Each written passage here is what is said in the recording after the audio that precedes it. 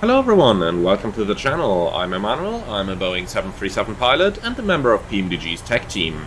With the latest update, PMDG have improved the ground steering of the 737 quite a bit more over the earlier one. Now, many of you have correctly noticed that in the earlier version the 737 had some problems with small inputs of the nose wheel steering. Now this has been fixed with the latest version, and as you can see on screen right now, it becomes no problem whatsoever anymore to do very small inputs. Now, while I cannot tell you the exact internals of what has been fixed there due to the non-disclosure agreement, it is going to suffice to say that this was quite an interesting story there, and the good news is that the steering in the short regions or in the small input regions has been fixed, and you can now make those minor adjustments once again. Now, as PMDG has switched to using the Microsoft Flight Simulator nose wheel steering, you are however going to notice that there will be a few issues during larger turns, so more than 45 degrees at higher ground speeds.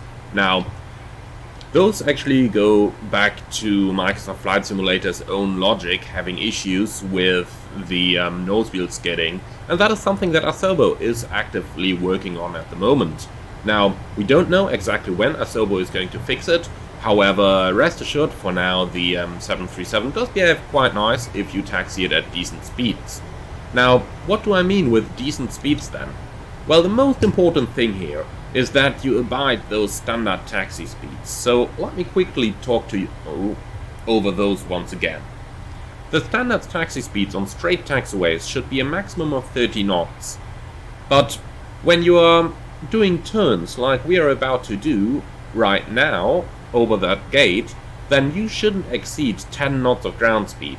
And as you are going to notice, when you are following those 10 knots of ground speed, then you have sufficient steering available in order to put your airplane right onto that gate. It is a little bit unfortunate that in Microsoft Flight Simulator we do not have the ability to actually feel those sideways forces. Now, before I became an airline pilot, I taxied onto the gates in Flight Simulator with a much higher speeds so often. And only in real life, when you actually started to feel those angular forces as you are turning the nose wheel, I realized how that was much too fast. So, when following the standard taxi speeds, when doing a turn like this at 10 knots in a real airplane, then you are definitely going to notice quite a bit of sideways force, just like you would in your car when you're doing a tight turn. Now, why is that important to mention?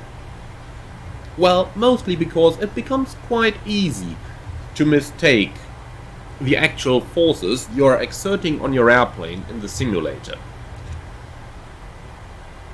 Now, we are just about on a straight taxiway over here, and we want to make a 180-degree turn. For this we will need the full nose wheel steering. Now, technically speaking, you would be allowed to do that at 10 knots. However, I can tell you already that that's not really going to work.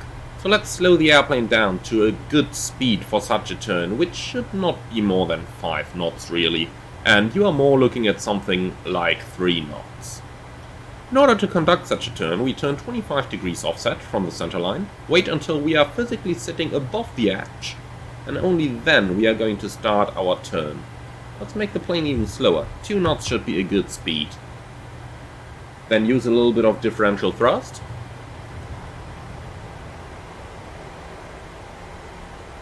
And the next thing you are going to notice is that the turning angle of the plane is actually quite decent.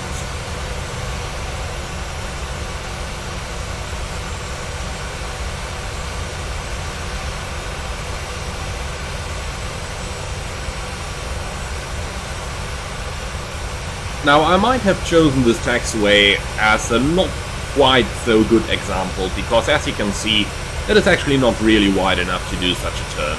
But what I wanted to show you here is have a look at the inner main wheel of the plane right now. You can see how it is almost stationary, while the nose wheel is actually turning the plane. Alright. And since the turn is complete, we can now accelerate the plane again. Now, you really want to get that airplane down to those slow speeds when you're about to make such a tight turn. The reason for that is your nose wheel is going to be under some extreme forces when you do a turn like this, so you don't want to overload that nose wheel.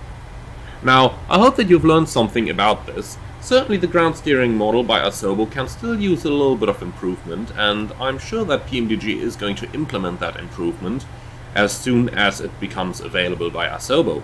Nonetheless, I would like to thank you very much for watching this video. Hope that you have learned something, and I'm very much looking forward to hear what you guys think about the improved taxi model we have seen with the latest update. Thank you very much for watching, and I'm looking forward to see you all again on the next one.